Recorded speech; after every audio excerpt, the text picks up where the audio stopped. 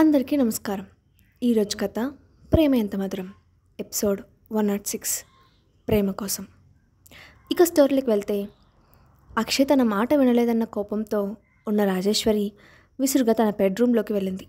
అక్కడ బుక్ చదువుతూ ఉన్న రఘునందన్తో, మీరు ఇక్కడ కూర్చొని బుక్స్ చదువుతూ ఉండండి, అక్కడ నీ కొడుకు ఆ పేపర్స్ పైన సైన్ కూడా చేయలేదు, ఇప్పుడు ఏం చేయాలో అర్థం కావడం లేదు అని అంది. ఆ మాట విన్న రఘునందన్ వెంటనే పుస్తకంలో ఉండి తల పైకెత్తి, ఏ పేపర్స్పై సైన్ చేయలేదు అని అడిగాడు.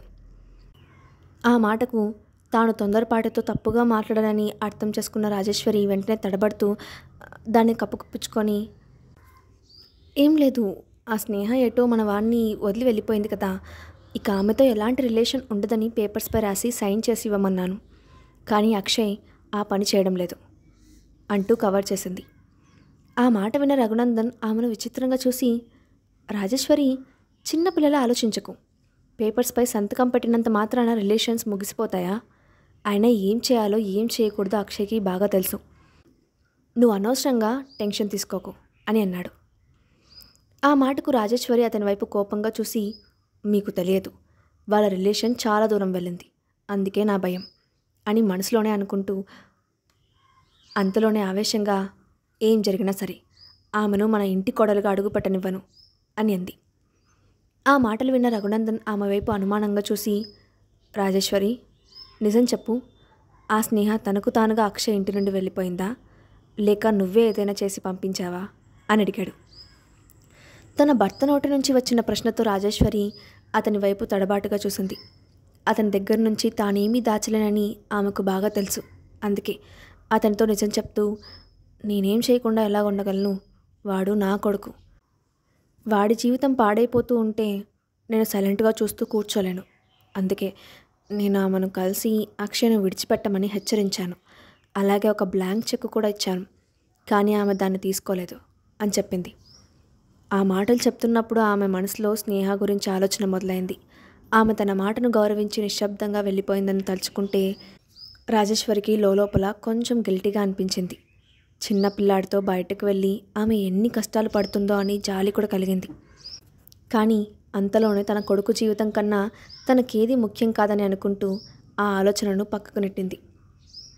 ఆమె చెప్పింది విని రఘునందన్ కూడా, సరే, ఆమె ఇప్పుడు వెళ్ళిపోయింది కాబట్టి ఇక ఆ విషయం గురించి ఆలోచించకు, జరిగే వాటిని కంట్రోల్ చేయడం నీ చేతిలో ఉండదు అని చెప్పాడు. దాంతో రాజేశ్వరి అవునని తలూపి, మీరు చెప్పింది నిజమే, నేను ఆమె గురించి అనవసరంగా ఫీల్ అవుతున్నాను, ఆమె తనకు తానే వెళ్ళిపోయింది కాబట్టి ఇందులో నా తప్పేం లేదు అని అనుకుంటూ తనలో ఉన్న గిల్టీనెస్కి జస్టిఫికేషన్ ఇచ్చుకోవడానికి ప్రయత్నించింది రాజేశ్వరి. అది చూసిన రఘునందన్ చిన్నగా నవ్వి, రాజేశ్వరి, ఎప్పుడు ధైర్యంగానే ఉండాలి, ఇలా బేలగా ఆలోచిస్తూ ఉండకూడదు అని అన్నాడు. దాంతో రాజేశ్వరి కొంచెం సిగ్గుపడుతూ అని మాత్రమే అనగలిగింది. అప్పుడు రఘునందన్ తన చేతిలో బుక్ను పక్కన పెట్టి రాజేశ్వరి చేతిని తన చేతిలోకి తీసుకొని చిన్నగా తట్టాడు. వాళ్ళిద్దరూ చాలా సంవత్సరాలుగా భార్యాభర్తలుగా ఉండడం వలన ఒకరి అభిప్రాయాలు మరొకరికి బాగా తెలుసు. అందుకే ఒకరికొకరు ఎప్పుడూ తోడుగా నడుస్తారు. కానీ అదే సమయంలో వారిద్దరూ మాట్లాడుకుంటున్న మాటలు ఆ గది బయట ఉన్న అక్షయ్ వింటున్నాడని వాళ్ళు ఊహించలేదు. రాజేశ్వరిపై కోపంతో తన గదిలోకి వెళ్ళిన అక్షయ్ కాసేపటికి దాహం వేయడంతో వాటర్ కోసం గదిలో చూశాడు. కానీ వాటర్ ఎక్కడ కనిపించకపోవడంతో బయటకు వచ్చాడు. అప్పుడే తన తల్లిదండ్రులిద్దరూ మాట్లాడుకుంటున్న మాటలు అక్షయ్ చెవిన పడ్డాయి. దాంతో అక్షయ్ కళ్ళలో ఒక చిన్న మెరుపు కనిపించింది. స్నేహ వెళ్ళడం ఆమె సొంత నిర్ణయం కాదని అతనికి ముందు నుంచి అనుమానంగా ఉంది. కానీ ఈ విషయంలో తన తల్లికి సంబంధం ఉంటుందని అతను ఊహించలేదు. దాంతో అతను మౌనంగా వెనక్కి తిరిగి తన గదిలోకి వెళ్ళాడు. అక్కడ సోఫాలో ఒంటరిగా కూర్చొని ఆలోచించడం మొదలుపెట్టాడు. కేవలం తన తల్లి వెళ్ళిపోమ్మని చెప్పినంత మాత్రాన స్నేహ వెళ్ళి ఉండదని, దీనికి ఇంకేదో కారణం తోడే ఉంటుందని అనుకున్నాడు. ఆమె గురించి ఆలోచిస్తూ ఇప్పుడు యువన్తో కలిసి ఎక్కడుందో ఎలా ఉందో అనుకున్నాడు. ఆమె గుర్తుకు రాగానే మనసుకు బాధ కలుగుతున్న విషయం అతనికి తెలుస్తూ ఉంది. రాజేశ్వరి ఇంటి నుంచి బయలుదేరిన దాత్రి ఆవేశంగా ఇంటికి తిరిగి వచ్చింది. అక్షయ్ మాట్లాడిన మాటలకు ఆమెకు పిచ్చి కోపంగా ఉంది. ఆమె ఇంటికి వచ్చేటప్పటికి ఇంట్లో ఉన్న తల్లిదండ్రులు నిద్రపోయారు. ఆమెకు తన బాధను పంచుకునేందుకు ఎవరూ దొరకలేదు. దాంతో ఆమె ఆవేశంగా హాల్లో ఉన్న ఫ్లవర్ వేస్లను ఒక్కొక్కటిగా పగలగొట్టడం మొదలుపెట్టింది. అర్ధరాత్రి హఠాత్తుగా వచ్చిన ఆ శబ్దాలు విని ఆ ఇంట్లో సర్వెంట్స్ అందరూ హడావిడిగా లేచి బయటకు పరిగెత్తుకుంటూ వచ్చారు. అక్కడ బాల్కనీలో పడి ఉన్న పగిలిన ముక్కలను చూసి వాళ్ళందరూ ఒక క్షణం పాటు ధాత్రికి భయపడి అక్కడే నిల్చుండిపోయారు. అదే సమయంలో ధాత్రి తల్లిదండ్రులు కూడా హడావిడిగా కిందకు దిగి వచ్చారు. ధాత్రి చేసిన పనిని చూసి ఆమె తండ్రి కోపంగా, ధాత్రి, ఏంటిదంతా, ఆపు అని అరిచాడు.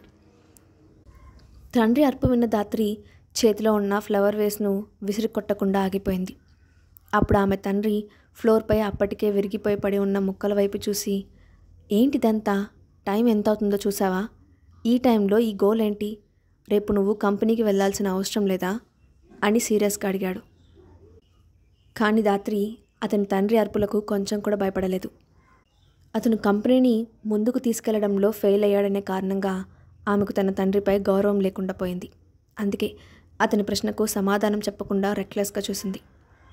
ఇంతలో ఆమె తల్లి శకుంతల కంగారుగా ధాత్రి దగ్గరకు వెళ్ళి, ధాత్రి, ఎందుకు ఇలా చేస్తున్నావు తల్లి, నీకేం కాలేదు కదా అంటూ ఆమె చేతుల్ని పట్టుకొని ఆమెకు ఏదైనా గాయాలయ్యాయేమో అని చూస్తూ ధాత్రిని అక్కడి నుంచి దూరంగా తీసుకెళ్ళింది. అప్పటికే ఆమె చేతి వెనుక రక్తం కారుతూ కనిపించింది. ఆ గాయం లోతుగా లేనప్పటికీ ధాత్రి తల్లి టెన్షన్ పడిపోయింది. అది చూసి తన తల్లి తనపై చూపించే ప్రేమకి ఆమెకు సంతోషం కలిగింది. కానీ ఆమె తండ్రి మాత్రం అవేవి పట్టించుకోకుండా అక్కడ ఉన్న సర్వెంట్స్ వైపు చూసి, ముందు నేలపై ఉన్న ఆ చెత్తను క్లీన్ చేయండి, మిగిలిపోయిన యాంటిక్ పీస్లు ఏమైనా ఉంటే తీసుకొచ్చి నా స్టడీ రూమ్లో పెట్టండి అని చెప్పి వెనక్కి తిరిగి చూడకుండా వెళ్ళిపోయాడు. అసలు తన కూతురికి ఎందుకంత కోపం వచ్చింది, ఆమె చేతికి గాయమైందన్న విషయాల గురించి అతను పట్టించుకోదలుచుకోలేదు. ఫస్ట్ ఎయిడ్ బాక్స్ తీసుకొచ్చి ధాత్రి గాయానికి కట్టుకట్టిన శకుంతల, ధాత్రి, ఇప్పుడు చెప్పు, నీకెందుకంత కోపం వచ్చింది, ఇదంతా నువ్వు మీ నాన్నపై కోపంతో చేయలేదు కదా అని అడిగింది. ధాత్రి ఎప్పుడైనా తన తండ్రిపై కోపం వచ్చినప్పుడు ఇలాగే చేతిలో ఏది ఉంటే దాన్ని తీసి విసిరికొట్టేది. ఈ మధ్య ధాత్రి ప్రవర్తనలో మార్పు రావడంతో ఆమె మారిపోయిందని అనుకుంది శకుంతల. కానీ ఈరోజు మళ్ళీ అదే సీన్ రిపీట్ అవ్వడంతో ఆమె ఎందుకో కోపంగా ఉందని అర్థం చేసుకుంది. కానీ ధాత్రి తన కోపాన్ని కంట్రోల్ చేసుకుంటూ జరిగిన విషయాన్ని తన తల్లికి చెప్పకుండా, ఏం లేదు మమ్మీ, నేను బాగానే ఉన్నాను, కంపెనీలో వర్క్ వల్ల కొంచెం ప్రెషర్లో ఉన్నాను అంతే అని చెప్పింది. దాంతో ఇక మా తల్లి కూడా ఏమీ మాట్లాడలేదు. అప్పుడు ధాత్రి తన గాయం వైపు చూసుకుంటూ, నువ్వేం కంగారు పడాల్సిన పని లేదు, కొద్ది రోజుల్లో అంతా సెట్ అయిపోతుంది అని అంది. కానీ శకుంతల సరేనని తలూపుతూ, అది సరే, నువ్వు ఈ మధ్య ఎక్కువగా ఆ వేద ఫ్యామిలీకి వెళ్తున్నావని విన్నాను, అక్కడ ఎలా ఉంది అని అడిగింది. ఆమె డైరెక్ట్గా అడగకపోయినా ఏమడగాలనుకుంటుందో ధాత్రికి అర్థమైంది. దాంతో ఆమె కొంచెం సిగ్గుపడుతూ, అంతా బాగానే ఉంది మమ్మీ, రాజేశ్వరి ఆంటీ నన్ను చాలా బాగా చూసుకుంటున్నారు, అక్షయ్ కూడా చాలా కేరింగ్గా ఉంటాడు అని చెప్పింది. ఆమె చెప్పిన మాటలు విన్న శకుంతల తృప్తిగా తలూపుతూ, నిజంగా ఇది వినడానికి చాలా సంతోషంగా ఉంది, వేద ఫ్యామిలీ వాళ్ళు మన పరిస్థితి తెలిసి కూడా నేను ఇష్టపడుతున్నారు అని అంది. అంటూ తలూపింది ధాత్రి. ధాత్రి కోరుకున్నట్లు ఆ పెళ్లి జరిగితే తమ కుటుంబం కూడా మరో మెట్టు పైకెదుగుతుందని అనుకుంది శకుంతల. తల్లికి అంతా బాగానే ఉందని చెప్పినా ధాత్రి మనసులో మాత్రం ఆ స్నేహ భయం వెంటాడుతోంది. దాంతో ఎలాగైనా ఆమెను అడ్డు తప్పించాలని కోరిక ఆమెలో మొదలైంది. ఆ ఆలోచనతోనే ఆమె రాత్రంతా సరిగ్గా నిద్రపోలేకపోయింది. ఆ తర్వాత రోజు ఉదయాన్నే లేచిన ధాత్రి ముందుగా స్టడీ రూమ్కి వెళ్ళి వెంటనే బట్లర్కి కాల్ చేసి పిలిపించింది. 5 నిమిషాల్లో స్టడీ రూమ్లోకి వెళ్ళిన బట్లర్ ఆమె ఎదురుగా నుంచున్నాడు. అప్పుడు ధాత్రి, స్నేహ గురించి, ఆమె మూమెంట్స్ గురించి ఎప్పటికప్పుడు డీటెయిల్స్ తెలుసుకోండి, ఆమె ఇప్పుడు ఎక్కడుందో నాకు తెలియాలి అని చెప్పింది. దాంతో బట్లర్ కంగారుగా, మేడం, ఆమె అక్షయ్ గారి ఇంటి నుండి వెళ్ళిపోయాక మనకేం ఇబ్బంది లేదని చెప్పారు కదా, అందుకే మన వాళ్ళందరూ వెనక్కి వచ్చేశారు అని చెప్పాడు. ఆ మాట విని ధాత్రి కొంచెం విసుగ్గా చూసి, అయితే మళ్ళీ ఇన్వెస్టిగేషన్ కంటిన్యూ చేయండి, ఆ స్నేహాను మనం వదలకూడదు, అర్థమైందా అని అంది. సరే మేడం, నేను ఇప్పుడే మన వాళ్ళను అలర్ట్ చేస్తాను అని అక్కడి నుంచి బయటకు వెళ్ళిపోయాడు బట్లర్.